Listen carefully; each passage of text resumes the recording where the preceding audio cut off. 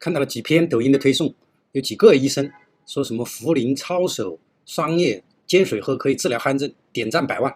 但是我想说的是，这个是错的，你可能被忽悠了。打鼾的生理原因是年龄加大，咽部肌肉力量减弱，肥胖，咽部变狭窄，气流在狭窄的管道内引起震动的声音。张嘴伸舌，你自己可以看到你自己咽部狭不狭窄，这是麦氏分级4级。这种机械走塞怎么可能通过几副药而治好呢？看看 GAC 的指南 ，A 级证据不要用药物去治疗偶萨斯。连我们耳鼻喉科经常做的 UPP 术，现在也不是很推荐了。唯一的而且最重要的推荐就是持续正压通气。简单说，就是晚上睡觉的时候戴正压呼吸器，通过外面的正压把氧气直接打入肺部。同时，我也呼吁各级医生不要在抖音上传播错误知识。